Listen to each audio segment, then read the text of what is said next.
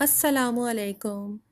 सर्दियाँ शुरू होते ही सब्ज़ी वालों के पास बहुत ही ताज़ा और हरी भरी सब्ज़ियाँ नज़र आना शुरू हो जाती हैं, जैसे कि सरसों, सोया, मेथी, हरा लहसुन और पालक।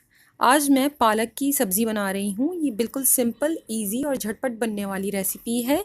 इसमें मैं आज आलू या दाल का इजाफा नहीं कर रही, ये सिंपल पालक की सब्ज़ी है। तो आइए शुरू करते हैं। कढ़ाई में मैंने 1/4 कप से थोड़ा ज़्यादा तेल शामिल किया है।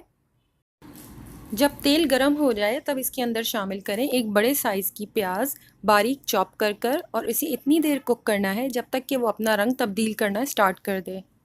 प्याज को ज़्यादा गुलाबी नहीं करना है। जैसे ही बस वो अपना रंग तब्दील करना शुरू करे, इसके अंदर शामिल कर दीजिए 1 चाय का चम्मच भर कर लहसुन का पेस्ट, या फिर ताज़ा कुटा हुआ लहसुन, या फिर आजकल मार्केट में हरा लहसुन भी आया हुआ है तो वो भी आप बारीक चॉप कर शामिल कर सकते हैं।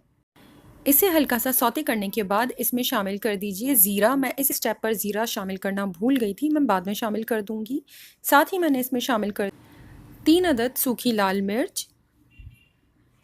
इसे भी हल्का सा सौते करने के बाद इसमें शामिल करें 3 दरमियाने साइज़ के टमाटर या फिर 2 बड़े टमाटर। इन्हें बारीक चॉप कर इसके अंदर शामिल कर दें, अच्छी तरह से मिक्स कर दें। साथ ही इसमें तमाम मसाले शामिल करें, जिसमें शामिल है 1 चाय का चम्मच ज़ीरा, 1 चाय का चम्मच लाल मिर्च पाउडर, आधा चाय का चम्मच हल्दी पाउडर, आधे से 1 चाय का चम्मच नमक। पालक में भी नमक का कंटेंट होता है तो थोड़ा ध्यान रखकर नमक शामिल कीजिएगा। तमाम चीज़ों को अच्छी तरह से मिक्स कर इसे कवर कर हल्की आंच पर कुक होने के लिए छोड़ दीजिए, जब तक कि टमाटर अच्छी तरह से घुल जाए। कवर हटाने के बाद आप इसे अच्छी तरह से भून लीजिए ताकि तेल अलहदा हो जाए और टमाटर बिल्कुल मैश हो जाएं। इसके बाद मैंने इसमें शामिल की है तकरीबन आधा किलो पालक। पालक की डंडियाँ हटाने के बाद मैंने इसे बहुत अच्छी तरह से वॉश किया है। आप डंडियाँ हटाने से पहले भी इसे वॉश कर सकते हैं, बट बहुत ज़्यादा पानी में इसे अच्छी तरह से 2 से 3 दफ़ा वॉश कीजिए। इसके बाद इसे मैंने बारीक चॉप कर शामिल किया है। पालक शामिल करने के बाद कवर मत कीजिएगा, इससे पालक का कलर थोड़ा ख़राब हो जाता है।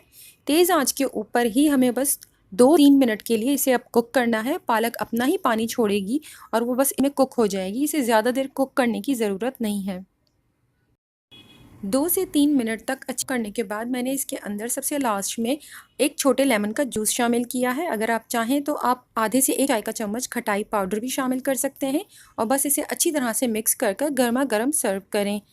अगर आप खटाई को ओमिट करना चाहते हैं तो लेमन जूस और खटाई पाउडर दोनों ओमिट कर दीजिए।